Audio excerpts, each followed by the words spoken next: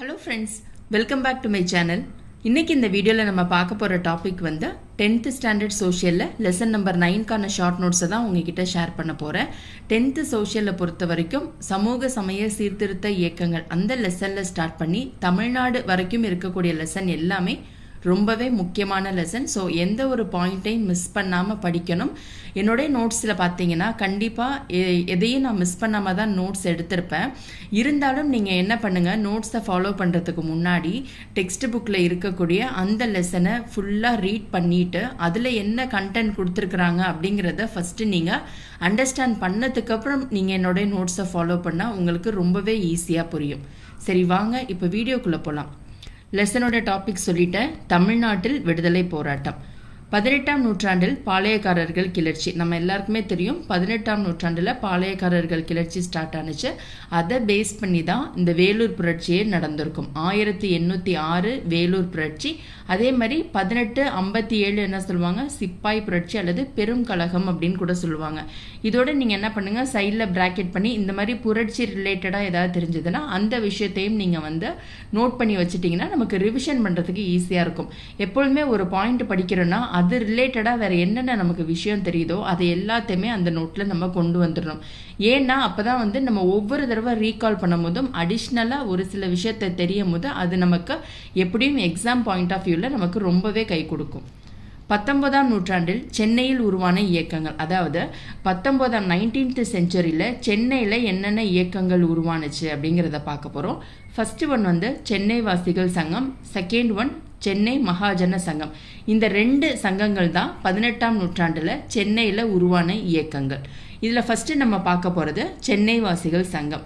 எப்பொழுதுமே ஒரு சங்கம் அல்லது ஒரு இயக்கம்னு எடுத்துட்டோன்னா அது எந்த வருஷம் ஸ்டார்ட் ஆனுச்சு, எந்த வருஷத்தில் எண்ட் ஆனுச்சு, அந்த இயக்கத்தோட நிறுவனர்கள் யார், அதற்கு உதவியாக இருந்தவங்க யார், அந்த இயக்கத்தோட முக்கியமான நோக்கங்கள் என்ன, ஒரு சில சீர்திருத்தங்கள்லாம் கொண்டு வந்திருப்பாங்க. ஸோ அந்த மாதிரி ரிலேட்டடாக நம்ம கண்டிப்பாக படித்தே ஆகணும். சென்னை வாசிகள் சங்கம்ங்கிறது மெட்ராஸ் நேட்டிவ் அசோசியேஷன், ஷார்ட் ஃபார்மாக வந்து MNA அப்படின்னு சொல்லுவாங்க. இதனை உருவாக்கியவர்கள், அதாவது இந்த சென்னை வாசிகள் சங்கத்துடைய நிறுவனர்கள் யாருன்னு பார்த்தீங்கன்னா கஜுலு லக்ஷ்மி நரசு மற்றும் சீனிவாசனார். இதில் வந்து வணிகர்களே அதிக எண்ணிக்கையில் அங்கம் வகித்தனர்.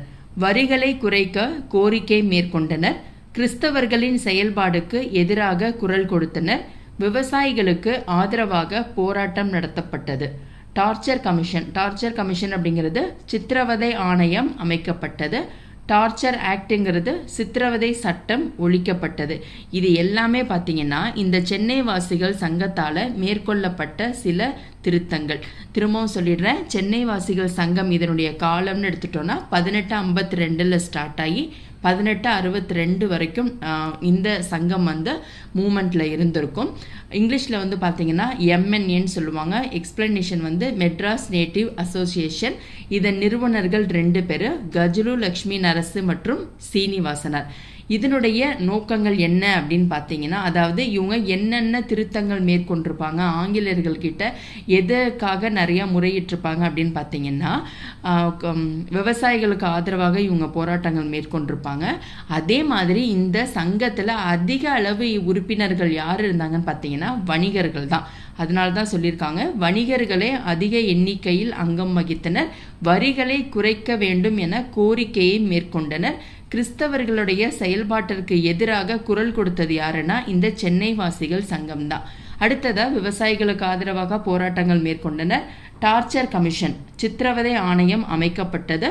டார்ச்சர் ஆக்ட் அப்படிங்கிறது சித்திரவதை சட்டம் ஒழிக்கப்பட்டது. 1862 சென்னை வாசிகள் சங்கம் செயலிழந்தது. ஸோ அடுத்து பார்க்க போகிறது தேசியவாத பத்திரிகைகள், த ஹிந்து மற்றும் சுதேசமித்ரன். சென்னை உயர்நீதிமன்றத்தின் முதல் இந்திய நீதிபதி யாருன்னு கேட்டாங்கன்னா டி முத்துசாமி தான். வருடம் வந்து 1877. 1878 த ஹிந்து இந்த பத்திரிகையின் ஆசிரியர் யாருன்னு பார்த்தீங்கன்னா ஜி சுப்பிரமணியம் மற்றும் வீரராகவாச்சாரி. இவங்க 2 பேரும் தான் தி ஹிந்துவை வந்து ஸ்டார்ட் பண்ணியிருப்பாங்க. 1891 சுதேசமித்ரன் தேசிய பருவ இதழ், அதாவது தமிழில் வெளிவந்த தேசிய பருவ இதழ் எதுன்னு பார்த்தீங்கன்னா சுதேசமித்ரன் தான். இதன் ஆசிரியர் வந்து ஜி சுப்பிரமணியம். 1899 நாளிதழாக இந்த சுதேசமித்ரன் மாற்றப்பட்டது. திரும்பவும் ஒரு தடவை பார்த்துடலாம். 18ஆம் நூற்றாண்டில் பாளையக்காரர்கள் கிளர்ச்சி நடந்துச்சு. 1806ன்னு பார்த்தீங்கன்னா வேலூர் புரட்சி. இந்த பாளையக்காரர்கள் கிளர்ச்சி தான் பின்னாளில் வேலூர் புரட்சிக்கு அடித்தளமாக அமைந்ததுன்னு கூட சொல்லலாம். 19ஆம் நூற்றாண்டில் சென்னையில் உருவான இயக்கங்கள்னு எடுத்துட்டோம்னா சென்னை வாசிகள் சங்கம் மற்றும் சென்னை மகாஜன சங்கம். நல்லா ஞாபகம் வச்சுங்க, 2 சங்கம். சென்னை வாசிகள் சங்கத்துடைய காலம் 1852லேருந்து 62, மொத்தமாக 10 ஆண்டுகள் இருந்திருக்கு. மெட்ராஸ் நேட்டிவ் அசோசியேஷன் தான் இதை ஆங்கிலத்தில் சொல்லுவாங்க.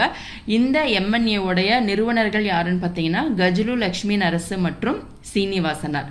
வணிகர்களே அதிக எண்ணிக்கையில் இருந்திருப்பாங்க. வரிகளை குறைக்க இவங்க நிறைய செயல்களில் ஈடுபட்டிருப்பாங்க. அதே மாதிரி கிறிஸ்தவர்களுடைய செயல்பாட்டுக்கு எதிராக குரல் கொடுத்தவங்களும் இந்த சென்னை வாசிகள் சங்கம் தான்.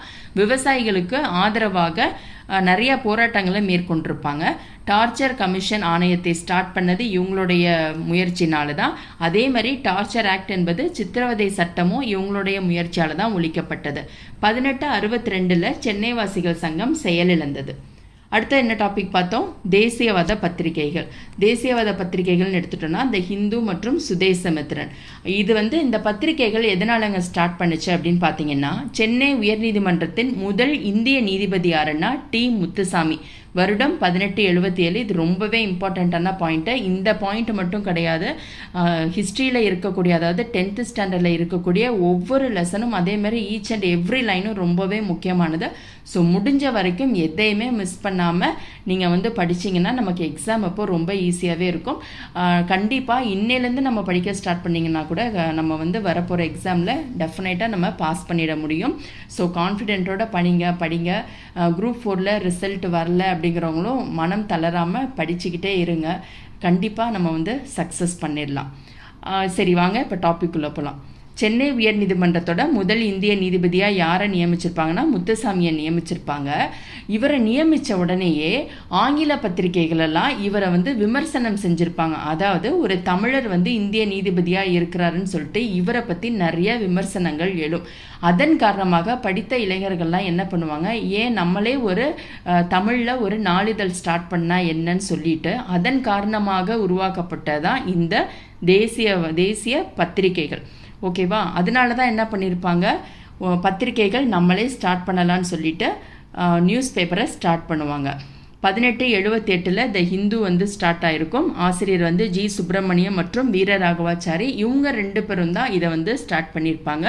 அடுத்ததா 1891 சுதேசமித்திரன் பார்த்தீங்கன்னா தமிழில் வெளிவந்த தேசிய பருவ இதழ்னு சொல்லுவாங்க. இதன் ஆசிரியர் ஜி சுப்பிரமணியம். இந்த சுதேசமித்திரன் பின்னாளில், அதாவது 1899 நாளிதழாக மாறியது. முதல்ல என்னவா இருக்கும், பருவ இதழாக இருந்திருக்கும். அதுக்கப்புறம் 1899 நாளிதழாக மாறினுச்சு. அடுத்தது உள்நாட்டு பத்திரிகைகள். உள்நாட்டு பத்திரிகைகள் என்னங்கிறத பார்க்கலாம். Indian Patriot, South Indian Mail, Madras Standard, Desabhimani, Vijaya, Suryodayam, India. இது எல்லாமே பார்த்தீங்கன்னா உள்நாட்டு பத்திரிகைகள். கண்டிப்பாக பத்திரிகைகள்லேருந்து ஒவ்வொரு கொஷின் பேப்பர்லேயும் பார்த்தீங்கன்னா அட்லீஸ்ட் ஒரு கொஷினாவது வந்துடும்.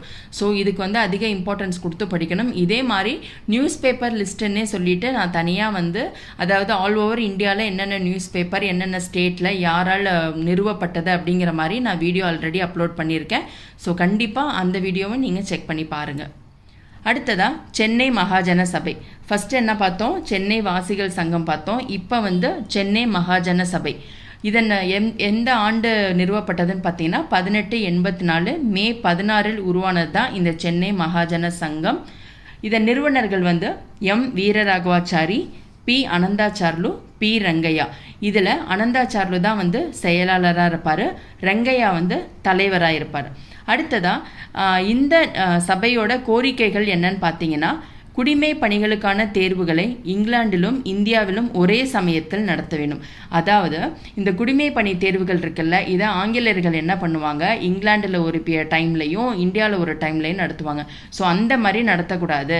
தேர்வுகள்னு எடுத்துட்டா ஒரே சமயத்தில் தான் நடத்தணும். அதாவது இங்கிலாந்திலும் இந்தியாவிலும் ஒரே நேரத்தில் தேர்வுகளை கண்டக்ட் பண்ணணும் அப்படின்னு சொல்லியிருப்பாங்க. லண்டனில் உள்ள இந்திய கவுன்சிலை மூடுவது. அடுத்து அவங்களுடைய கோரிக்கை என்னன்னு பார்த்தீங்கன்னா, லண்டனில் இருக்கக்கூடிய இந்திய கவுன்சிலை மூடணும் அப்படின்னு சொல்லியிருப்பாங்க. 3வது பாயிண்ட் வரிகளை குறைக்க வேண்டும். இக்கோரிக்கைகள் அனைத்தும் 1885 உருவான ஐஎன்சியின் கோரிக்கைகளாகவே இருந்தது. இப்போ என்ன இதுலன்னு தெரிய வருது, சென்னை மகாஜன சபைங்கிறது 1884 மே 16 ஸ்டார்ட் பண்ணியிருக்காங்க. இதன் நிறுவனர்கள் வந்து மொத்தமாக 3 பேர். எம் வீரராகவாச்சாரி, பி அனந்தாச்சார்லு என்பவர் செயலாளர், பி ரங்கையா என்பவர் தலைவர். இதுக்கு முன்னாடி என்ன பார்த்தோம், சென்னை வாசிகள் சங்கம் பார்த்தோம். அது 1852 ஸ்டார்ட் பண்ணி 62 முடிஞ்சிருக்கும். அதன் நிறுவனர்கள் 2 பேர், கஜுலு லக்ஷ்மி நரசு செட்டியும் சீனிவாசனார். இவங்க 2 பேரும் தான் அந்த சென்னை வாசிகள். சென்னை மகாஜன சபைன்னு எடுத்துட்டா 3 பேர், கன்ஃபியூஸ் ஆயிக்காதீங்க. அதில் 2, மகாஜனம்னா 3 பேர். இதனுடைய கோரிக்கைகள் 3 கோரிக்கைகள் கொடுத்துருக்காங்க. அதாவது குடிமை பணிகளுக்கான தேர்வுகளை இந்தியாவிலும் இங்கிலாந்திலும் ஒரே நேரத்தில் நடத்தணும், லண்டனில் இருக்கக்கூடிய இந்திய கவுன்சிலை மூடணும், வரிகளை குறைக்க வேண்டும். இந்த கோரிக்கைகள் அனைத்துமே 1885 உருவான ஐஎன்சியுடைய கோரிக்கைகளாகவே இருந்துச்சு. ஸோ அடுத்த ஹெட்டிங் வந்து பார்த்தீங்கன்னா மிதவாத கூட்டம். அகில இந்திய அளவிலான அமைப்புகள் உருவாக காரணமானது எது அப்படின்னு பார்த்தீங்கன்னா சென்னை மகாஜன சபை தான். 1884 டிசம்பர் மாதம் பிரம்மஞான சபை கூடியது.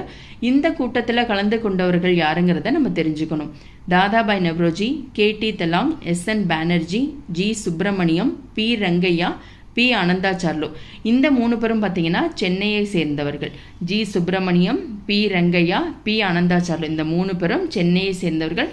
கண்டிப்பாக இப்படி கூட கொஸ்டின்ஸ் கேட்கலாம். பிரம்மஞான சபை 1884 டிசம்பரில் கூடிய கூட்டத்தில் தமிழ்நாட்டை சேர்ந்தவர்கள் யார் பங்கேற்றாங்க அப்படின்னு கேட்டாங்கன்னா 3 பேர். இதில் மற்ற பேர் யாருன்னு பார்த்தீங்கன்னா தாதாபாய் நவ்ரோஜி, KT தெலாம், SN பானர்ஜி. தமிழ்நாட்டை சேர்ந்தவங்க 3 பேர், G Subramaniam, P Rangaiah, P Anandacharlu. ஐஎன்சியின் முதற் கூட்டம் 1885 மும்பையில் தான் ஐஎன்சியோட முதற் கூட்டம் வந்து கண்டக்ட் பண்ணியிருப்பாங்க. மொத்தம் கலந்து கொண்ட பிரதிநிதிகளில் 72 பிரதிநிதிகள், அதாவது மொத்தமாக இந்த கூட்டத்தில் கலந்து கொண்ட பிரதிநிதிகளின் எண்ணிக்கை வந்து 72. இதில் 22 பேர் வந்து சென்னையை சேர்ந்தவங்க. தாதாபாய் நவ்ரோஜி மற்றும் கோபாலகிருஷ்ண கோகலே ஆகியோருக்கு இணையாக கருதப்பட்டவர் யாருன்னா G சுப்பிரமணியம். ஐஎன்சியின் 2வது மாநாடு 1886 கல்கட்டாவில் நடைபெற்றிருக்கும். இந்த கூட்டத்திற்கு தலைமை தாங்கினவர் தாதாபாய் நவ்ரோஜி. ஐஎன்சியின் 3வது மாநாடு 1887 சென்னையில் நடைபெற்றிருக்கும். இந்த சென்னை மாநாட்டிற்கு தலைமை ஏற்றவர் பக்ருதீன் தயாப்ஜி. நடைபெற்ற இடம் வந்து மக்கீஸ் தோட்டத்தில் இருக்கக்கூடிய 1000 விளக்கு அந்த பகுதியில் தான் நடைபெற்றிருக்கும். மொத்தம் கலந்து கொண்டவர்களின் எண்ணிக்கை 607. இதில் சென்னையை சேர்ந்தவர்கள் மட்டும் 362. திரும்பவும் இந்த டாப்பிக்கை பார்த்துடலாம். ஐஎன்சியோட முதற் கூட்டம்னு பார்த்தீங்கன்னா 1885 மும்பையில் நடக்கும். இந்த மும்பை மாநாட்டில் கலந்து கொண்ட பிரதிநிதிகளின் எண்ணிக்கை 72. அந்த 72 பேர்லையும் சென்னையை சேர்ந்தவங்க எத்தனை பேருன்னு கேட்டாங்கன்னா 22 பேர். தாதாபாய் நவ்ரோஜி மற்றும் கோபாலகிருஷ்ண கோகலே ஆகியோருக்கு இணையாக கருதப்பட்டவர் G சுப்பிரமணியம். G சுப்பிரமணியம் அப்படின்னு வந்தாலே நமக்கு ஞாபகம் வர வேண்டியது த ஹிந்து சுதேசமித்ரன். அடுத்ததா ஐஎன்சியின் 2வது மாநாடு 1886 கல்கட்டாவில் நடைபெறும். அந்த கல்கட்டா மாநாட்டிற்கு தலைமை தாங்கினவர் தாதாபாய் நவ்ரோஜி. ஐஎன்சியின் 3வது மாநாடு 1887 சென்னையில் நடைபெறும். இந்த சென்னை மாநாட்டிற்கு தலைமை தாங்கியவர் பக்ருதீன் தயாப்ஜி. நடைபெற்ற இடம் வந்து 1000 விளக்கு. இந்த 1000 விளக்குங்கிறது மக்கீஸ் தோட்டத்தில் இருக்கக்கூடிய ஒரு பிளேஸ் தான். மொத்தம் கலந்து கொண்ட உறுப்பினர்களின் எண்ணிக்கை 607. இதில் வந்து சென்னையை சேர்ந்தவர்கள் 362. அடுத்த ஹெட்டிங் வந்து சுதேசி இயக்கம். அதில் ஃபஸ்ட்டு ஹெட்டிங் என்னன்னு பார்த்தீங்கன்னா தமிழ்நாட்டின் எதிர்வினை. 1905 வங்க பிரிவினை. தமிழ்நாட்டில் சிறந்த தலைவர்கள் அப்படின்னு எடுத்துக்கிட்டோன்னா வ.உ. சிதம்பரனார், வி. சர்க்கரையார், பாரதியார், சுரேந்திரநாத் ஆர்யா. பாரதியாரின் தேசபக்தி பாடல்களின் மூலம் மக்களின் நாட்டுப்பற்று உணர்வுகள் எழுப்பப்பட்டது. சுதேசி கருத்துக்களை பரப்ப உதவிய இதழ்கள்னு எடுத்துட்டோன்னா சுதேசமித்ரன் மற்றும் இந்தியா. தீவிர தேசியவாத தலைவர் யாருன்னு பார்த்தீங்கன்னா பிபின் சந்திரபால். இவர் சென்னைக்கு பயணம் மேற்கொண்டிருப்பார். சுதேசி நீராவி கப்பல் நிறுவனம், அதாவது இந்த சுதேசி ஸ்ட்ரீம் நேவிகேஷனை யார் ஸ்டார்ட் பண்ணான்னு பார்த்தீங்கன்னா தூத்துக்குடியில் வ.உ. சிதம்பரனார் தான் ஸ்டார்ட் பண்ணுவார். இதனுடைய பெயர் சுதேசி நீராவி கப்பல் நிறுவனம்னு வச்சுருப்பார். அந்த 2 கப்பல்களுடைய பேர் கலியா மற்றும் லாவோ. இது தூத்துக்குடியிலேருந்து கொழும்புக்கு வரைக்கும் பயணம் பண்ணுற மாதிரி அவங்க ஏற்பாடு பண்ணியிருப்பாங்க. 1908 கோரல் நூற்பாலை வேலை நிறுத்தம். இதற்கு தலைமை தாங்கியவர் யாருன்னு பார்த்தீங்கன்னா வ.உ. சிதம்பரனார். இந்த வேலை நிறுத்தத்திற்கு வ.உ.சிக்கு உதவியாக இருந்தது சுப்பிரமணிய சிவா.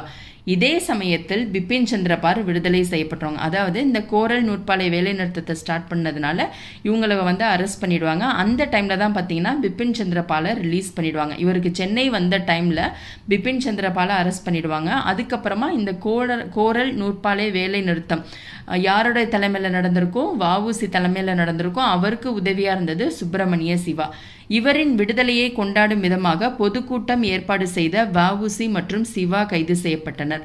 2 ஆண்டு ஆயுள் தண்டனை, சிறையில் செக்கிழுக்க வைக்கப்பட்டார்.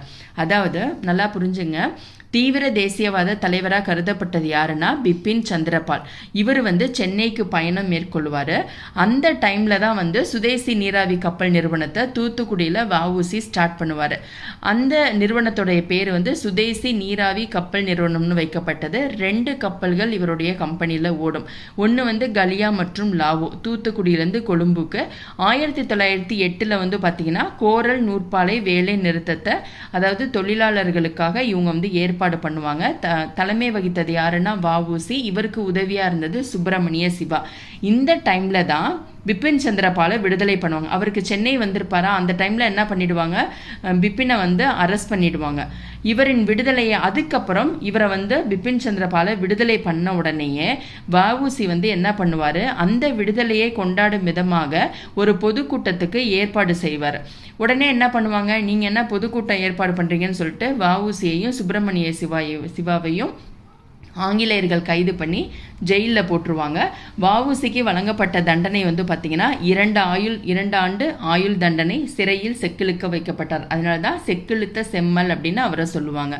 பாரதியார் வந்து பாண்டிச்சேரிக்கு தப்பிச்சு போயிடுவார். பாரதியார் என்ன பண்ணுவார், தன்னையும் இங்கேருந்து அரெஸ்ட் பண்ணிடுவாங்க அப்படின்னு சொல்லிட்டு பாண்டிச்சேரிக்கு அவர் வந்து அங்கே பயணம் மேற்கொண்டுருவார். ஸோ அடுத்து நம்ம பார்க்க போகிறது தமிழ்நாட்டில் புரட்சிகர தேசியவாதிகளின் செயல்பாடுகள். புரட்சிகர இயக்கத்தின் புகலிடமாக இருந்த இடம் எதுன்னு பார்த்தீங்கன்னா பாண்டிச்சேரி தான். புரட்சிகர நடவடிக்கைகள் குறித்து பயிற்சி தரப்பட்ட இடம் இந்தியா ஹவுஸ். அதாவது லண்டனில் இருக்கக்கூடிய இந்தியா ஹவுஸ் அப்படிங்கிற இடத்துல தான் புரட்சிகரமான நடவடிக்கைகளை எப்படி மேற்கொள்ளணும் அப்படின்னு சொல்லிட்டு அவங்களுக்கு பயிற்சிகள் வழங்கப்பட்ட இடமாக தான். இந்த புரட்சிகர நடவடிக்கைகளில் முக்கியமான நபர்கள் யாருன்னு பார்த்தீங்கன்னா எம்பிடி ஆச்சாரியா, விவி சுப்பிரமணியனார், டிஎஸ்எஸ் ராஜன். ஓகேவா? ஸோ திரும்பவும் நான் ஒரு தடவை வேணால் உங்களுக்கு சொல்லிடுறேன். ஏன்னா வந்து இதை நீங்கள் வந்து ரிப்பீட்டடாக கேட்க உங்களுக்கு ஈஸியாக அண்டர்ஸ்டாண்ட் ஆகிடும். ஸோ ஃபாஸ்ட்டாக நான் வந்து ரீகலெக்ட் பண்ணிடுறேன். தமிழ்நாட்டின் எதிர்வினை இதுதான் நம்ம பார்த்தோம். சுதேசி இயக்கம் ஹெட்டிங் வந்து பார்த்தீங்கன்னா சுதேசி இயக்கம் 1905ங்கிறது வங்க பிரிவினை. தமிழ்நாட்டில் சிறந்த தலைவர்களாக கருதப்பட்டவங்க யாருன்னா வஉசி, சர்க்கரையார், பாரதியார், சுரேந்திரநாத் ஆர்யா. பாரதியாருடைய தேசபக்தி பாடல்கள் மூலம் மக்களிடம் நாட்டுப்பற்று பரப்பப்பட்டது. சுதேச கருத்துக்களை பரப்ப உதவிய இதழ்கள்னு எடுத்துட்டோம்னா 2 இதழ்கள், சுதேசமித்திரன் மற்றும் இந்தியா. தீவிர தேசியவாத தலைவராக கருதப்பட்டவர் யாரு, பிபின் சந்திரபால். இவர் என்ன பண்ணுவார், சென்னைக்கு வருவார். சென்னைக்கு வந்தோடனே இவர் என்ன பண்ணிடுவாங்க, அரெஸ்ட் பண்ணி ஜெயிலில் வச்சிருவாங்க. அடுத்தது நம்ம பார்த்த டாபிக் வந்து சுதேசி நீராவி கப்பல் நிறுவனத்தை தூத்துக்குடியில் வஉசி ஸ்டார்ட் பண்ணுவார். அந்த நிறுவனத்தில் 2 கப்பல்கள், ஒன்று வந்து கலியா மற்றும் லாவோ, தூத்துக்குடியிலேருந்து கொழும்புக்கு போகும். ஸோ அடுத்து என்ன ஆகும், 1908 கோரல் நூற்பாலை வேலை நிறுத்தம். இந்த வேலை நிறுத்தத்துக்கு தலைமை தாங்கிறது வஉசி மற்றும் அவருக்கு உதவியாக இருந்தது யாருன்னு பார்த்தீங்கன்னா சுப்பிரமணிய சிவா. ஸோ இது ஒரு பக்கம் போயிட்டுருக்கோம். அதே டைமில் வந்து பார்த்தீங்கன்னா பிபின் சந்திரபாலை ஆங்கிலேயர்கள் வந்து ரிலீஸ் பண்ணிடுவாங்க. உடனே வஉசியும் சுப்பிரமணிய சிவாவும் என்ன பண்ணுவாங்க, அவரை விடுதலை பண்ணதை நம்ம கொண்டாடணும் அப்படின்னு சொல்லிட்டு ஒரு பொதுக்கூட்டத்துக்கு ஏற்படுத்துவாங்க. உடனே வந்து என்ன பண்ணுவாங்க, ஆங்கிலேயர்கள் பொதுக்கூட்டம்லாம் வந்து நடத்தக்கூடாது, இது எப்படி நீங்கள் வந்து ஏற்பாடு பண்ணலாம் அப்படின்னு சொல்லிட்டு வஉசியையும் சுப்பிரமணிய சிவாயையும் அரெஸ்ட் பண்ணி ஜெயிலில் போட்டுருவாங்க. வஉசிக்கு வழங்கப்பட்ட தண்டனை பார்த்தீங்கன்னா 2 ஆண்டு ஆயுள் தண்டனை கொடுப்பாங்க. அதாவது 2 ஆயுள் தண்டனை கொடுப்பாங்க. அதுக்கப்புறம் சிறையில் அவரை செக்கிழுக்க வைப்பாங்க. ஸோ அதனால தான் அவருக்கு வழங்கப்பட்ட சிறப்பு பெயர்னு பார்த்தீங்கன்னா செக்கிழுத்த செம்மல். ஸோ இதை பார்த்துட்டு உடனே என்ன பண்ணுவார், அடுத்த டார்கெட்டை நம்மளை தான் வந்து ஆங்கிலேயர்கள் கைது பண்ணுவாங்கன்னு சொல்லிட்டு பாரதியார் வந்து தமிழ்நாட்டிலேருந்து பாண்டிச்சேரிக்கு அங்கே போய் தங்கிடுவார். ஸோ அடுத்த டாபிக் என்ன பார்த்தோம், புரட்சிகர தேசியவாதிகளின் செயல்பாடுகள். புரட்சிகர இயக்கத்தின் புகலிடமாக இருந்த பிளேஸ் எதுன்னு பார்த்தீங்கன்னா பாண்டிச்சேரி தான். ஸோ லண்டனில் இருக்கக்கூடிய இந்தியா ஹவுஸ் அப்படிங்கிற இடத்துல தான் புரட்சிகர நடவடிக்கைகள் குறித்து பயிற்சி தரப்பட்ட இடமா இருக்குது. அதில் குறிப்பிடத்தக்கவர்கள் யாருன்னு பார்த்தீங்கன்னா எம்பிடி ஆச்சாரியா, விவி சுப்பிரமணியனார், டிஎஸ்எஸ் ராஜன். அடுத்ததான் புரட்சிவாத செய்தித்தாள்கள் இந்தியா, விஜயம், சூரியோதயம் இது மூணுமே பார்த்தீங்கன்னா புரட்சிவாத செய்தித்தாள்களாக கருதப்பட்டுச்சு. 1910 அரவிந்தோ கோஷ் மற்றும் வி சுப்பிரமணியனார் புரட்சிகர நடவடிக்கைகளில் ஈடுபட்டவர். அதாவது புரட்சிகரமான நடவடிக்கைகளில் ஈடுபட்டவங்க யாருன்னு பார்த்தீங்கன்னா 1910 அரவிந்தோ கோஷும் வி சுப்பிரமணியனாரும் தான். அடுத்து நம்ம பார்க்க போகிறது ஆஷ் படுகொலை 1911 ஜூன் 17. இதெல்லாம் பார்த்தீங்கன்னா ரொம்பவே முக்கியமான கொஷின். ஏன்னா நீங்கள் ப்ரீவியஸ் இயர் கொஷின் பேப்பர் எடுத்து பார்த்தீங்கன்னா இதெல்லாம் ரிப்பீட்டடாக வந்துக்கிட்டே இருக்கிற கொஷின்ஸ். திருநெல்வேலி மாவட்ட ஆட்சியர் ராபர்ட் WDE ஆஷ் என்பவரை மணியாச்சி ரயில் நிலையத்தில் வாஞ்சிநாதன் என்பவரால் சுட்டுக் கொல்லப்பட்டார். அதை தான் நம்ம ஆஷ் படுகொலை அப்படிங்கிறோம். வருடத்தை மறந்துடாதீங்க, 1911 ஜூன் 17. அதுக்கப்புறம் என்ன பண்ணுவார், இந்த வாஞ்சிநாதர் சுட்டு கொண்டுட்டு தானும் துப்பாக்கியால் சுட்டுட்டு அதே இடத்துல இறந்துருவார். 1904 நீலகண்ட பிரம்மச்சாரி உருவாக்கிய அமைப்பு தான் பாரத மாதா சங்கம். அடுத்த டாபிக் அன்னி பெசன்ட். அன்னி பெசன்ட்னாலே நமக்கு ஞாபகம் வர வேண்டியது தன்னாட்சி இயக்கம் தான். அன்னி பெசன்ட் அம்மையார், இவங்களுடைய ஊர் அயர்லாண்டு. இந்தியாவில் தன்னாட்சி இயக்கத்தை முன்மொழிந்தவர் அன்னி பெசன்ட் அம்மையார். தன்னாட்சி இயக்கம்ங்கிறது இங்கிலீஷில் ஹோம் ரூல் மூமெண்ட் அல்லது லீக்னு கூட சொல்லுவாங்க. அன்னி பெசன்ட்டுக்கு துணை நின்றவர்கள் மொத்தமாக 3 பேர். GS Arundale, BP Wadia, CP Ramasamy. இவங்க நடத்தின செய்தித்தாள்கள்னு எடுத்துட்டோன்னா நியூ இந்தியா மற்றும் காமன்வெல்த். திரும்பவும் ஒரு தடவை ஃபாஸ்ட்டாக பார்த்துடலாம். புரட்சிவாத செய்தித்தாள்கள்னு எடுத்துட்டோன்னா இந்தியா, விஜயா, சூரியோதயம். 1910 புரட்சிகர நடவடிக்கைகளில் ஈடுபட்டதில் குறிப்பிடத்தக்கவர்கள் 2 பேர். அரவிந்தோ கோஷ் ஒன்று, வி சுப்பிரமணியனார் ஒன்று. ஆஷ் படுகொலை அப்படின்னு எடுத்துட்டோன்னா 1911 ஜூன் 17. இந்த ஆஷ் அப்படிங்கிறவர் யாருன்னு பார்த்தீங்கன்னா திருநெல்வேலியோட கலெக்டராக இருந்தவர் ராபர்ட் WDE ஆஷ். இவரை மணியாச்சி ரயில் நிலையத்தில் வாஞ்சிநாதன் என்பவர் சுட்டு கொண்டுட்டு தானும் தற்கொலை செய்து கொள்வார். 1904 நீலகண்ட பிரம்மச்சாரி உருவாக்கிய முக்கியமான அமைப்பு தான் பாரத மாதா சங்கம். அடுத்த டாபிக் என்ன பார்த்தோம், தன்னாட்சி இயக்கம். தன்னாட்சி இயக்கம்னாலே நமக்கு ஞாபகம் வர வேண்டியது அன்னி பெசன்ட் அம்மையார் தான். தன்னாட்சி இயக்கத்தை இங்கிலீஷில் என்ன சொல்லுவாங்க, ஹோம் ரூல் மூமெண்ட் அல்லது லீக்னு கூட சொல்லுவாங்க. அன்னி பெசன்ட் அம்மையாரோட ஊருன்னு எடுத்துட்டோம்னா அயர்லாண்டை சேர்ந்த பெண்மணி இவங்க. அடுத்ததாக இந்த அன்னி பெசன்ட் அம்மையாருக்கு துணை நின்றவர்கள் மொத்தமாக 3 பேர். GS Arundale, BP Wadia, CP Ramasamy. இவங்க நடத்தின செய்தித்தாள்கள் நியூ இந்தியா மற்றும் காமன்வெல்த். அன்னி பெசன்ட் அம்மையாரின் கூற்று: அதிநவீன வசதிகளுடன் கூடிய ரயில் வண்டியில் அடிமைகளாக இருப்பதை விட சுதந்திரத்துடன் கூடிய மாட்டு வண்டியே சிறந்தது அப்படின்னு சொன்னது யாருன்னு பார்த்தீங்கன்னா அன்னி பெசன்ட் அம்மையார் தான்.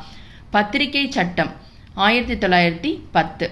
இவரின் நூல்கள்னு எடுத்துட்டோம்னா விடுதலை பெற இந்தியா எப்படி துயருற்றது, ஆங்கிலத்தில் how India wrought for freedom. 2வது நூல் இந்தியா ஒரு தேசம், இங்கிலீஷில் இந்தியா எ நேஷன். 1917 காங்கிரஸ் மாநாட்டிற்கு தலைமை வைத்தது யாருன்னு பார்த்தீங்கன்னா அன்னி பெசன்ட் அம்மையார் தான். தொழிற்சங்கங்கள் உருவாக்கி தொழிலாளர் வர்க்கத்தை அணி திரட்டுவதில் முக்கிய பங்காற்றியவர் BP வாடியா. பிராமணர் அல்லாதோர் இயக்கமும் காங்கிரஸிற்கு சவாலும். காங்கிரஸை அதிக எண்ணிக்கையில் பிராமணர்களே இருந்தாங்க. அதாவது காங்கிரஸில் பொறுத்த வரைக்கும் அதிக அளவு உறுப்பினர்களாக இருந்தது யாருன்னு பார்த்தீங்கன்னா பிராமணர்கள் தான். ஸோ திரும்பவும் அன்னி பெசன்ட்டை பற்றி பார்த்துடலாம்.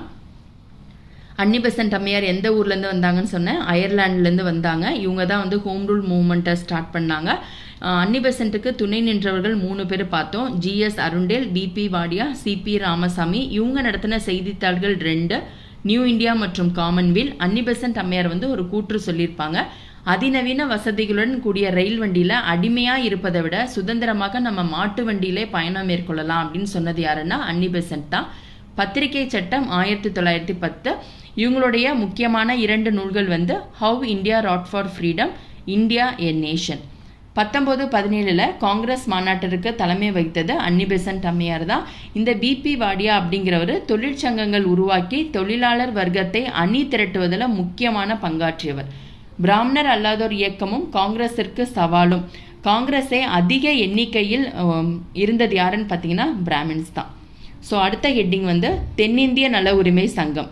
சென்னை திராவிடர் கழகம் 1912 தான் ஸ்டார்ட் ஆயிருக்கும். இதன் செயலர் யாருன்னு பார்த்தீங்கன்னா C நடேசனார். 1916 ஜூன் மாதம் பிராமணர் அல்லாத மாணவர்களுக்காக திராவிடர் சங்க தங்கும் விடுதியை உருவாக்கினார். 1916 நவம்பர் 20 30 பிராமணர் அல்லாதவர்கள் சென்னை விக்டோரியா பொது அரங்கில் கூடினாங்க. யார் தலைமையிலன்னு பார்த்தீங்கன்னா TM Nair, P Thyagarayar, C Natesanar. திரும்பவும் சொல்லிடுறேன், தென்னிந்திய நல உரிமைகள் சங்கம் சென்னை திராவிட கழகம் எந்த ஆண்டு உருவானுச்சுன்னு பார்த்தீங்கன்னா 1912 தான். இதன் செயலர் வந்து C நடேசனார்.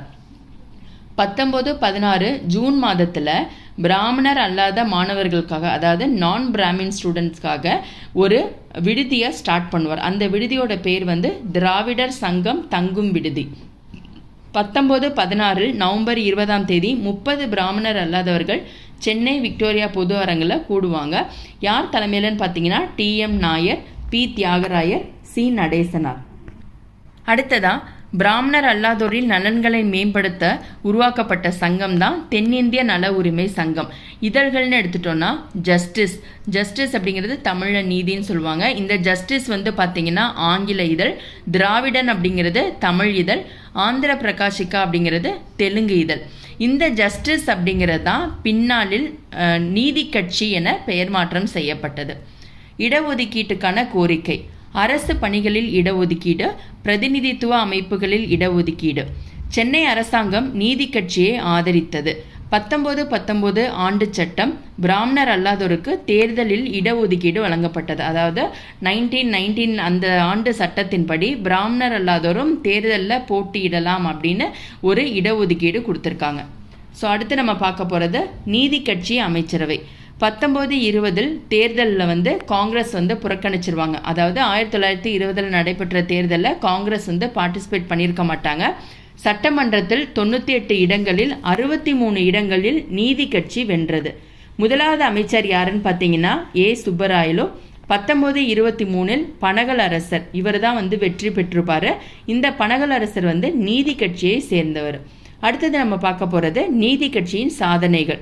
உள்ளாட்சித்துறை, கல்வி நிலையம், வேலைவாய்ப்பில் இடஒதுக்கீடு, பொதுப்பணிவாளர் தேர்வாணையம் உருவானது, தேவதாசி முறை ஒழிப்பு, புறம்போக்கு நிலங்களை பட்டா செய்து வழங்கியது, கல்வி கட்டண சலுகை, ஸ்காலர்ஷிப் வழங்குதல். ஸ்காலர்ஷிப்ங்கிறது கல்வி உதவித்தொகை. இது எல்லாமே பார்த்தீங்கன்னா நீதி கட்சியுடைய முக்கியமான சாதனைகளாக இருந்துச்சு.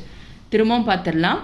பிராமணர் அல்லாதோரின் நலன்களை மேம்படுத்த உருவாக்கப்பட்ட சங்கம் தான் தென்னிந்திய நல உரிமைகள் சங்கம்.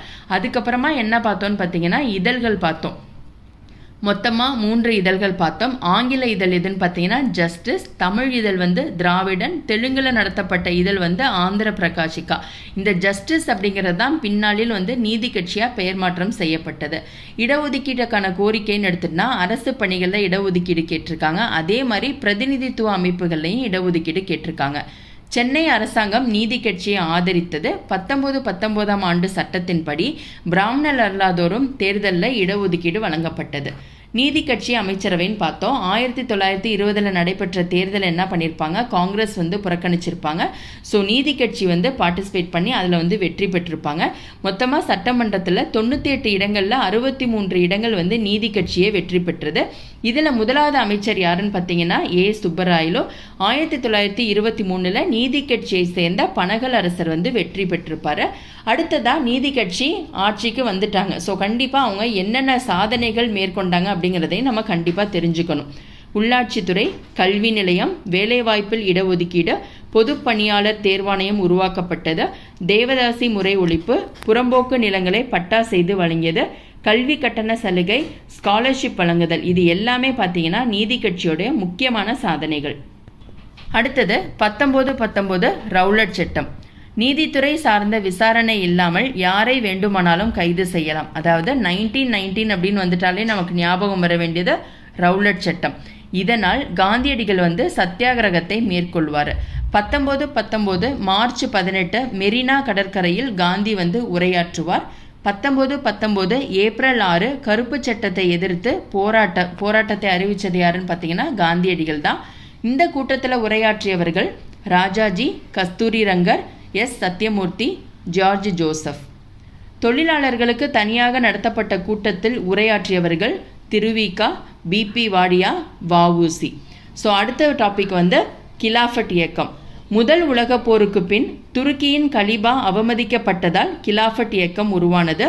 இதன் ஃபவுண்டர்ஸ் யாருன்னு பார்த்தீங்கன்னா அலி பிரதர்ஸ். அலி பிரதர்ஸ் அப்படிங்கிறது இவங்க இந்த அதாவது இந்த அலி சகோதரர்கள் தான் வந்து இந்த கிலாஃபட் இயக்கத்தையே ஸ்டார்ட் பண்ணியிருப்பாங்க. 1920 ஏப்ரல் 17 மௌலானா சவுகத் அலி தலைமையில் கிலாஃபட் நாள் கடைபிடிக்கப்பட்டது. கிலாஃபட் நடவடிக்கைகளின் முக்கிய மையம் எதுன்னு பார்த்தீங்கன்னா வாணியம்பாடி தான். திரும்பவும் பார்த்துடலாம். 1919 அப்படிங்கிறது ரவுலட் சட்டம். நீதித்துறை சார்ந்து விசாரணை இல்லாமல் யாரை வேணாலும் அரெஸ்ட் பண்ணலாம் அப்படின்னு சொல்லிட்டு ஆங்கிலேயர்கள் ஒரு சட்டத்தை மேற்கொண்டுவாங்க. அதை எதிர்த்து காந்தியடிகள் என்ன பண்ணுவார், சத்தியாகிரக போராட்டத்தை அறிவிப்பார். 1919 மார்ச் 18 மெரினா கடற்கரையில் காந்தி வந்து உரையாற்றுவார். அதே ஆண்டு ஏப்ரல் 6 கருப்பு சட்டத்தை எதிர்த்து, அதாவது இந்த ரவுலட் சட்டத்தை எதிர்த்து போராட்டம் நடத்தணும் அப்படின்னு சொல்லிட்டு காந்திஜி ஒரு அறிவிப்பை கொடுப்பாரு. அந்த கூட்டத்தில் உரையாற்றினது யாருன்னு பார்த்தீங்கன்னா தமிழகத்தை சேர்ந்த ராஜாஜி, கஸ்தூரி ரங்கர், சத்யமூர்த்தி, ஜார்ஜ் ஜோசப். தொழிலாளர்களுக்கு தனியாக நடத்தப்பட்ட கூட்டத்தில் உரையாற்றியவர்கள் திருவி கல்யாண சுந்தரனார், பிபி வாடியா, வஉசி. தொழிலாளர்கள் அப்படின்னு வந்துட்டாலே நமக்கு முக்கியமாக ஞாபகம் வர வேண்டியவங்க 2 பேர், திருவிக்கா மற்றும் பிபி வாடியா, வஉசி. வஉசி வந்து அந்த வேலை நிறுத்தம் ஸ்டார்ட் பண்ணியிருப்பார்ல, ஸோ அவரையும் நம்ம நினைவில் வச்சுக்கணும். கிலாஃபட் இயக்கம் பார்த்தோம். முதல் உலகப் போருக்கு பின் துருக்கியின் கலிபா அவமதிக்கப்பட்டதால் உருவாக்கப்பட்ட இயக்கம் தான் கிலாஃபட் இயக்கம். இதன் நிறுவனர்கள் யாருன்னு பார்த்தீங்கன்னா அலி பிரதர்ஸ். 1920 ஏப்ரல் 17 மௌலானா சவுகத் அலி தலைமையில் கிலாஃபட் நாள் வந்து கடைபிடிக்கப்பட்டது. கிலாஃபட் நடவடிக்கையின் முக்கிய மையமாக இருந்த இடம் எதுன்னு பார்த்தீங்கன்னா வாணியம்பாடி. அடுத்த ஹெட்டிங் வந்து ஒத்துழையாமை இயக்கம். தமிழ்நாட்டில் ஒத்துழையாமை இயக்கம் யார் தலைமையில் நடந்தது? சி ராஜாஜி மற்றும் தந்தை பெரியார். முஸ்லீம் லீகின் சென்னை கிளையை நிறுவியவர்கள் யாகூப் ஹசன். சி ராஜாஜியின் நண்பர் தான் இந்த யாகூப் ஹசன். இதனால் தமிழ்நாட்டில் இந்துக்கள் மற்றும் முஸ்லிம்கள் இணைந்து ஆதரவு தரப்பட்டது. 1921 நவம்பர் மாதம் சட்ட மறுப்பு இயக்கத்தை தொடங்க முடிவு மேற்கொள்ளப்பட்டது. இதனால் ராஜாஜி, சுப்பிரமணிய சாஸ்திரி, ஈவேரா இவங்க 3 பேரையும் ஆங்கிலேயர்கள் என்ன பண்ணிடுவாங்க, கைது பண்ணிடுவாங்க. 1922 ஜனவரி 13 வேல்ஸ் இளவரசரின் வருகை புறக்கணிக்கப்பட்டது. இதெல்லாம் பார்த்தீங்கன்னா ரொம்பவே முக்கியமானது. வேல்ஸ் இளவரசரின் வருகைன்னு கேட்டாங்கன்னா 1922. 1922 சௌரி சௌரா நிகழ்வில் 22 காவலர்கள் கொல்லப்பட்டதை தொடர்ந்து ஒத்துழையாமை இயக்கம் கைவிடப்பட்டது. 1925 ஜூன் மாதம் வைக்கத்தில் கோவிலை சுற்றியிருந்த வீதிகளில் விதிக்கப்பட்டிருந்த தடை நீக்கப்பட்டது. இதற்கு முக்கியமான காரணமாக இருந்தது யாருன்னு பார்த்தீங்கன்னா தந்தை பெரியார் தான். ஸோ அதனால தான் அவருக்கு வந்து வைக்கம் வீரர் அப்படின்னு பெயர் வந்துச்சு. வி சுப்பிரமணியம் சேரன்மாதேவியில் குருகுலத்தை ஸ்டார்ட் பண்ணுவார். இந்த சேரன்மாதேவியில், அதாவது இந்த குருகுலத்தில் பார்த்தீங்கன்னா மாணவர்கள் ஜாதியின் அடிப்படையில் பாகுபடுத்தப்பட்டனர். இதை வந்து பெரியார் கடுமையாக எதிர்ப்பார். ஸோ திரும்பவும் பார்த்துடலாம். ஒத்துழையாமை இயக்கம் தமிழ்நாட்டில் யார் தலைமையில் நடந்துச்சுன்னா ராஜாஜியும் பெரியார் தான். முஸ்லீம் லீகின் சென்னை கிளையை நிறுவியவர் யாருன்னு பார்த்தீங்கன்னா யாகூப் ஹசன். இந்த யாகூப் ஹசன் அப்படிங்கிறவர் ராஜாஜியோட நெருங்கிய நண்பர். இதனால் பார்த்தீங்கன்னா முஸ்லீமும் இந்துக்களும் இணைந்து செயல்பட்டனர். 1921 நவம்பர் மாதம் சட்ட மறுப்பு இயக்கத்தை தொடங்க முடிவெடுப்பாங்க. இதனால் என்ன பண்ணுவாங்க, ஆங்கிலேயர்கள் வந்து ராஜாஜி, சுப்பிரமணிய சாஸ்திரி, ஈவேரா இவங்க 3 பேரையும் கைது பண்ணிடுவாங்க. அந்த இயக்கத்தை தொடங்க போகிறாங்க அப்படின்னு தெரிஞ்ச உடனே இவங்களை வந்து அரெஸ்ட் பண்ணிடுவாங்க. 1922 ஜனவரி 13 வேல்ஸ் இளவரசரின் வருகை புறக்கணிக்கப்பட்டது. 1922 அதே ஆண்டு பார்த்தீங்கன்னா சௌரி சௌரா சம்பவம் நடக்கும். அதில் வந்து 22 காவலர்கள் உயிருடன் கொல்லப்பட்டதை தொடர்ந்து காந்தியடிகள் ஒத்துழையாமை இயக்கத்தை கைவிற்றுவார். 1925 ஜூன் மாதம் வைக்கத்தில் கோவிலை சுற்றியிருந்த வீதிகளில் விதிக்கப்பட்டிருந்த தடை தந்தை பெரியாரின் முயற்சியால் நீக்கியது. ஸோ இதனால் அவருக்கு வழங்கப்பட்ட சிறப்பு பெயர் வந்து வைக்கம் வீரர். வி சுப்பிரமணியம் சேரன்மாதேவியில் குருகுலத்தை ஸ்டார்ட் பண்ணுவார். இந்த குருகுலத்தை பொறுத்த வரைக்கும் மாணவர்கள் வந்து ஜாதியின் அடிப்படையில் பாகுபடுத்தப்பட்டனர். ஸோ பெரியார் என்ன பண்ணுவார்னா இதை கடுமையாக எதிர்ப்பார். பி வரதராஜலுடன் இணைந்து தந்தை பெரியார் இந்த பாகுபாட்டினை கடுமையாக விமர்சித்தார். இதை நல்லா ஞாபகம் வச்சுங்க. சேரன்மாதேவியில் குருகுலத்தை ஸ்டார்ட் பண்ணது யாரு? வி சுப்பிரமணியம். அதை எதிர்த்தது யாருன்னா தந்தை பெரியார். அவருக்கு உறுதுணையாக இருந்தது பி வரதராஜலு. 1925 நவம்பர் 21 காஞ்சிபுரத்தில் காங்கிரஸ் கமிட்டி மாநாட்டில் அவர் சட்டசபையில் பிராமணர் அல்லாதோருக்கு பிரதிநிதித்துவம் வேண்டும் அப்படின்னு கேட்டது யாருன்னு பார்த்தீங்கன்னா தந்தை பெரியார் கேட்பார். அவருடைய கோரிக்கையை அந்த கூட்டத்தில் நிராகரிக்கப்பட்டது. ஸோ பெரியார் என்ன பண்ணுவார், காங்கிரஸிலிருந்து விலகி சுயமரியாதை இயக்கத்தை தொடங்குவார். ஸோ கண்டிப்பாக இந்த டீட்டெயில் ரொம்பவே முக்கியமானது. எந்த மாநாட்டில், அதாவது எங்கே நடந்த மாநாட்டில் பெரியார் தன்னுடைய கோரிக்கையை வைத்தார் அப்படின்னு கேட்பாங்க. ஸோ காஞ்சிபுரத்தில் நடந்த காங்கிரஸ் மாநாட்டில் பெரியார் தன்னுடைய கோரிக்கையை வைப்பார். அவருடைய கோரிக்கை நிராகரிக்கப்பட்ட காரணத்தால் தந்தை பெரியார் என்ன பண்ணுவார், காங்கிரஸிலிருந்து விலகி சுயமரியாதை இயக்கத்தை ஸ்டார்ட் பண்ணுவார். ஒத்துழையாமை விலக்கி கொள்ளப்பட்டவுடன் காங்கிரஸ் 2 பிரிவாக பிரிந்தது. மாற்றத்தை விரும்புவோர், மாற்றத்தை விரும்பாதோர். இந்த மாற்றத்தை விரும்பாதோர்னு பார்த்துக்கிட்டிங்கன்னா சட்டமன்றத்தை புறக்கணிப்பது, இதுதான் அவங்களுடைய இதாக இருந்துச்சு. இந்த மாற்றத்தை விரும்பாதோரில் 3 பேரும் முக்கியமாக அங்கம் வகித்தாங்க. ராஜாஜி, கஸ்தூரி ரங்கர், எம்ஏ அன்சாரி. அதாவது மாற்றத்தை, எந்த சேஞ்சஸும் எங்களுக்கு தேவையில்லை, இப்படியே ரன் ஆகட்டும் அப்படின்னு விருப்பப்பட்டது யாருன்னு பார்த்தீங்கன்னா 3 பேர், ராஜாஜி, கஸ்தூரி ரங்கர், எம்ஏ அன்சாரி. கண்டிப்பாக எங்களுக்கு சேஞ்சஸ் வேணும், ஒரு சில மாற்றங்கள் வேணும் அப்படின்னு கோரிக்கை வைத்தவங்களில் முக்கியமானது யாருன்னு பார்த்தீங்கன்னா, அதாவது அவங்களுடைய எண்ணம் என்னவா இருந்துச்சுன்னா சட்டமன்றத்திற்கு செல்ல வேண்டும். இதுதான் மாற்றத்தை விரும்புவோருடைய முக்கியமான நோக்கமாக இருந்துச்சு. CR தாஸ் மற்றும் மோத்திலால் நேரு இவங்க 2 பேரும் இணைந்து தான் சுயராஜ்ய கட்சியை ஸ்டார்ட் பண்ணுவாங்க. தமிழ்நாட்டில் சுயராஜ்ய கட்சிக்கு தலைமை வைத்தவர் எஸ் சீனிவாசனார், எஸ் சத்தியமூர்த்தி. 1926 நடைபெற்ற தேர்தலில் சுயராஜ்ய கட்சி வெற்றி, இருப்பினும் ஆட்சி பொறுப்பை ஏற்க மறுத்தது. அதாவது சுயராஜ்ய கட்சி யார் ஸ்டார்ட் பண்ணுவாங்கன்னு பார்த்தோம், CR தாஸும் மோத்திலால் நேரு தான் சுயராஜ்ய கட்சியை ஸ்டார்ட் பண்ணுவாங்க. 1924 நடைபெற்ற தேர்தலில் சுயராஜ்ய கட்சி வெற்றி பெற்றுவாங்க. இருந்தாலும் அவங்க என்ன பண்ணுவாங்க, எங்களுக்கு ஆட்சி பொறுப்பு வேண்டாம் அப்படின்னு சொல்லிட்டு அந்த பொறுப்பை ஏற்க மறுத்துருவாங்க. சுயேட்சை வேட்பாளரான பி சுப்பராயன் பதவி ஏற்பார். அவங்க நிராகரித்ததுனால சுயேட்சை வேட்பாளர் பி சுப்பராயன் என்ன பண்ணுவார், பொறுப்பை ஏற்றுப்பார். 1930 நீதி கட்சி வெற்றி பெற்றது. 1930லேருந்து 37 வரை அவங்க தான் ஆட்சி பண்ணியிருப்பாங்க. 1927 இந்திய சட்டப்பூர்வ ஆணையம் சர் ஜான் சைமன் தலைமையில் இந்த குழு அமைத்திருக்கும். இக்குழுவில் இந்தியர் ஒருவர் கூட இடம்பெறாதது மிகப்பெரிய ஏமாற்றத்தை வழங்கியது. ஜான் சைமன் குழு புறக்கணிக்கப்பட்டது. நல்லா ஞாபகம் வச்சுங்க, 1927 தான் இந்திய சட்டப்பூர்வ ஆணையம்ங்கிறது ஸ்டார்ட் ஆகிருக்கும். யாரோட தலைமையில்னு பார்த்தீங்கன்னா சர் ஜான் சைமன் தலைமையில். இந்த குழுவை பொறுத்த வரைக்கும் ஒருத்தர் கூட இந்தியர் இருக்க மாட்டாங்க, எல்லாமே ஆங்கிலேயர்கள் இருப்பாங்க. ஸோ இது இந்தியர்களுக்கு மிகப்பெரிய ஏமாற்றமாக கருதப்பட்டதுனால சர் ஜான் சைமனுடைய குழு புறக்கணிக்கப்பட்டது. சென்னையில் எஸ் சத்தியமூர்த்தி தலைமையில் சைமன் குழு புறக்கணிக்கப்பட்டது. 1929 பிப்ரவரி 18 சைமன் குழு சென்னைக்கு வருகை புரிந்தது. ஸோ இதை எதிர்த்து என்ன பண்ணுவாங்க, சைமனே திரும்பிப்போ அப்படின்னு எல்லாரும் முழக்கங்கள் மேற்கொண்டிருப்பாங்க. ஸோ அடுத்த ஹெட்டிங் பூரண சுயராஜ்யத்தை நோக்கி. 1920களில் தமிழ்நாட்டில் காந்தியடிகளின் தலைமையில் காங்கிரஸ் விரிவானது. 1927 INC மாநாடு பார்த்தீங்கன்னா சென்னையில் நடைபெற்றிருக்கும். இந்த மாநாட்டுடைய முக்கியமான இலக்கு என்னன்னு பார்த்தீங்கன்னா முழுமையான சுதந்திரம். சைமன் குழுவால் உருவாக்கப்பட்ட சீர்திருத்தங்களை வடிவமைக்க காங்கிரஸால் அமைக்கப்பட்ட கமிட்டி தான் மோத்திலால் நேரு. மோத்திலால் நேரு தலைமையில் தான் ஒரு கமிட்டி ஃபார்ம் பண்ணியிருப்பாங்க. 1929 லாகூர் INC மாநாட்டில் பூரண சுயராஜ்யம், அதாவது முழு சுதந்திரம் அப்படிங்கிற மாதிரி ஒரு தீர்மானம் கொண்டு வந்திருப்பாங்க. 1930 ஜனவரி 26 ராவி நதிக்கரையில் ஜவஹர்லால் நேரு தேசிய கொடியை ஏற்றினார். இப்போ நம்ம பார்க்குற ஈச் அண்ட் எவ்ரி பாயிண்ட் ரொம்பவே முக்கியமானது. ஸோ முடிஞ்ச வரைக்கும் நான் வீடியோ அப்லோட் பண்ணோடனே அன்றைக்கே நீங்கள் நோட்ஸ் எடுத்து படிக்க ஸ்டார்ட் பண்ணிவிடுங்க. நான் எப்படி டிஃப்ரென்ஷியேட் பண்ணி எழுதியிருக்கணும் அதே மாதிரி நீங்கள் வருஷத்துக்கு ஒரு கலரும் இருக்கக்கூடிய மற்ற கண்டென்ட்டுக்கு இன்னொரு கலர் பென் யூஸ் பண்ணிங்கன்னா உங்களுக்கு படிக்கிறதுக்கு ஈஸியாக இருக்கும். 1927 என்ன பார்த்தோம், சர் ஜான் சைமன் தலைமையில் இந்திய சட்டப்பூர்வ ஆணையம் ஒன்று ஸ்டார்ட் பண்ணியிருப்பாங்க. அந்த ஆணையத்தில் இந்தியர்கள் ஒருத்தர் கூட இல்லாததுனால இந்தியர்கள் பெருத்த ஏமாற்றத்தை அடைவாங்க. அதனால் என்ன பண்ணுவாங்க, சர் ஜான் சைமன் குழுவை புறக்கணிப்பாங்க. சென்னையில் எஸ் சத்தியமூர்த்தி தலைமையில் இந்த குழு புறக்கணிக்கப்பட்டது. 1929 பிப்ரவரி 18 சைமன் குழு சென்னைக்கு வருகை புரிந்த போது சைமனை திரும்பிப்போ அப்படின்னு சொல்லியிருப்பாங்க. பூரண சுயராஜ்யத்தை நோக்கி. 1920களில் தமிழ்நாட்டில் காந்தியடிகளின் தலைமையில் காங்கிரஸ் விரிவடைஞ்சிருக்கும். அதாவது தமிழ்நாட்டில் காந்தியடிகள் தலைமையில் எப்போ காங்கிரஸ் விரிவானது அப்படின்னு கேட்டாங்கன்னா 1920. 1927 ஐஎன்சி மாநாடு சென்னையில் நடந்திருக்கும். இந்த மாநாட்டுடைய முக்கியமான இலக்கு என்னன்னு பார்த்தீங்கன்னா முழுமையான சுதந்திரம்.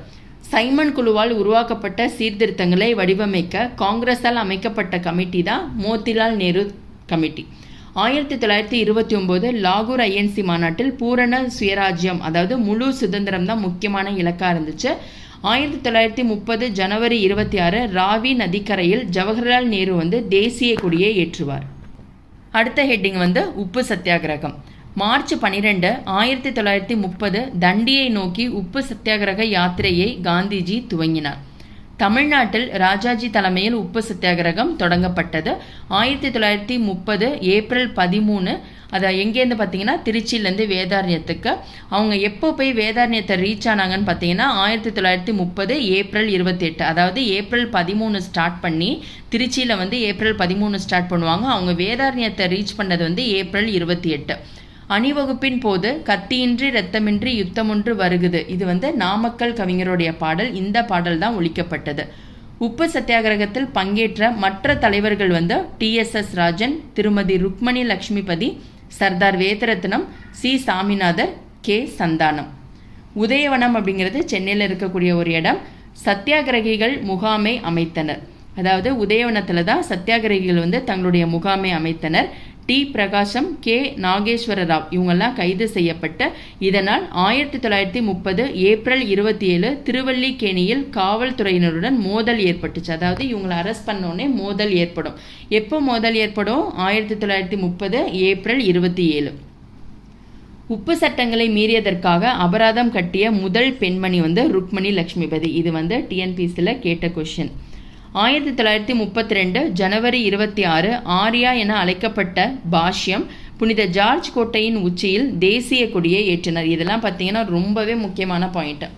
திரும்பவும் பார்த்துடலாம்.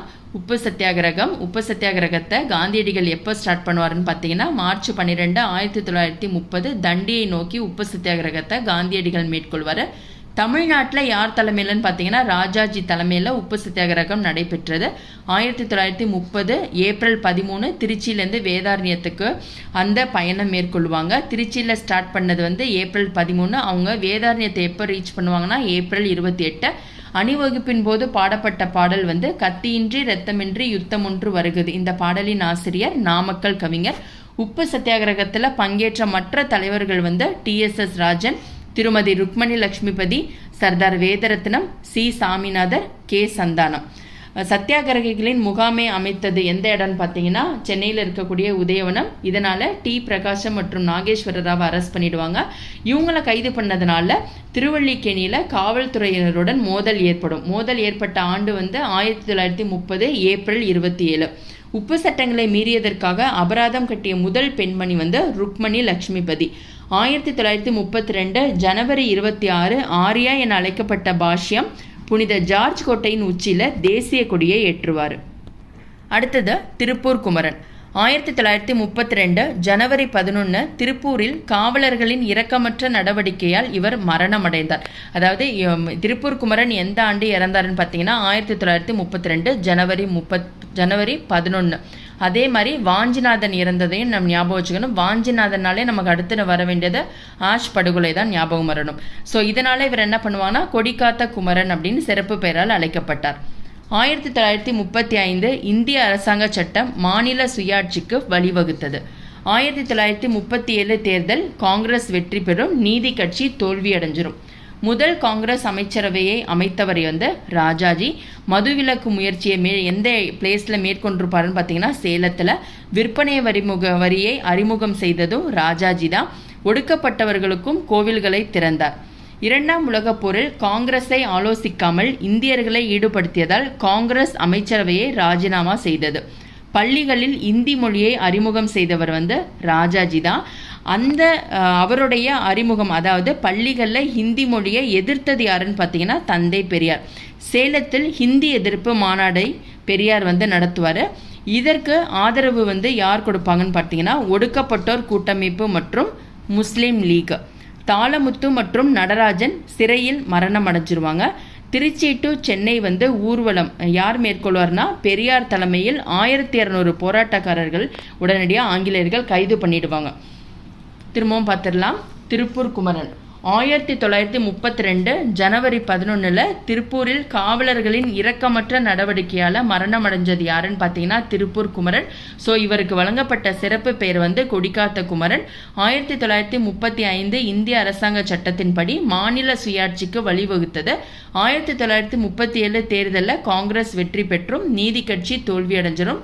முதல் காங்கிரஸ் அமைச்சரவை அமைத்தவர் வந்து ராஜாஜி. மதுவிலக்கு முயற்சியை மேற்கொண்டது வந்து ராஜாஜி தான். எங்கன்னு பார்த்தீங்கன்னா சேலத்தில். விற்பனை வரியை அறிமுகம் செய்தவரும் இவர் தான். ஒடுக்கப்பட்டவர்களும் கோவில்களை திறந்தார். இரண்டாம் உலகப் போரில் காங்கிரஸை ஆலோசிக்காம ஆங்கிலேயர்கள் என்ன பண்ணுவாங்க, இந்தியர்களையே அதில் ஈடுபடுத்தினதுனால காங்கிரஸ் என்ன பண்ணும், தன்னுடைய அமைச்சரவையை ராஜினாமா செஞ்சிடும். அதே மாதிரி பள்ளிகளில் ஹிந்தி மொழியை அறிமுகம் செய்தது வந்து ராஜாஜி. அதனை கடுமையாக எதிர்த்தவர் வந்து பெரியார். ஸோ இதன் காரணமாக சேலத்தில் வந்து ஹிந்தி எதிர்ப்பு மாநாட்டை பெரியார் கண்டக்ட் பண்ணுவார்.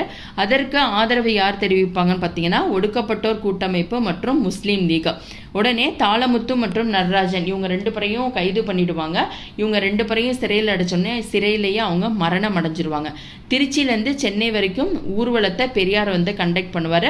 அந்த ஊர்வலத்தின் போது 1200 போராட்டக்காரர்கள் கைது செய்யப்பட்டனர். சென்னை மாகாண ஆளுநர் இந்தி கட்டாய பாடம் என்பதை நீக்கினர். அதாவது சென்னை மாகாண ஆளுநர் என்ன பண்ணுவார், ஹிந்தி வந்து கட்டாய பாடம் அப்படிங்கிறத வந்து நீக்கிடுவார். வெள்ளையனே வெளியேறு வந்து 1942 ஆகஸ்ட் 8. காந்திஜி வந்து காந்திஜியோட முக்கியமான முழக்கம் வந்து என்னன்னு பார்த்தீங்கன்னா செய் அல்லது செத்துமடி, இங்கிலீஷில் டூ ஆர் டை அப்படின்னு சொல்லுவாங்க. போராட்டத்தில் கலந்து கொண்டவர்கள் யாருன்னு பார்த்தோம்னா தொழிலாளர்கள், கல்லூரி மாணவர்கள், பெண்களும் ஆண்களும் இந்திய தேசிய இராணுவத்தில் சேர்ந்தனர். இந்தியாவின் விடுதலைக்கு வழிவகுத்தது எது அப்படின்னு பார்த்தீங்கன்னா ராயல் இந்திய கப்பற்படை புரட்சி, இங்கிலாந்தில் பொறுப்பேற்ற தொழிலாளர் ஆட்சி. திரும்பவும் பார்த்துடலாம். சென்னை மாகாண ஆளுநர் என்ன பண்ணுவார், ஹிந்தி என்பது கம்பல்சரி கிடையாது அப்படிங்கிறத நீக்கிடுவார். வெள்ளையனே வெளியேற 1942 ஆகஸ்ட் 8. காந்திஜியோட முக்கியமான முழக்கம் வந்து டூ ஆர் டை, தமிழில் செய் அல்லது செத்துமடி. போராட்டத்தில் கலந்து கொண்டவர்கள் வந்து தொழிலாளர்கள், கல்லூரி மாணவர்கள், பெண்களும் ஆண்களும் இந்திய தேசிய இராணுவத்தில் சேருவாங்க. இந்தியாவுடைய விடுதலைக்கு முக்கியமான வழிவகுத்தது எதுன்னு பார்த்தீங்கன்னா ராயல் இந்திய கப்பற்படை புரட்சி, இங்கிலாந்தில் பொறுப்பேற்ற தொழிலாளர் கட்சி. இதுதான் வந்து இந்தியாவின் விடுதலைக்கு முக்கியமான வழிவகுத்ததாக கருதப்பட்டது. ஸோ இதோட பார்த்தீங்கன்னா இந்த லெசனுக்கான ஷார்ட் நோட்ஸ் கம்ப்ளீட் ஆகிடுது. ஸோ டெஃபினட்டாக இந்த வீடியோ உங்கள் எல்லாருக்கும் ரொம்பவே யூஸ்ஃபுல்லாக இருக்கும்னு நினைக்கிறேன்.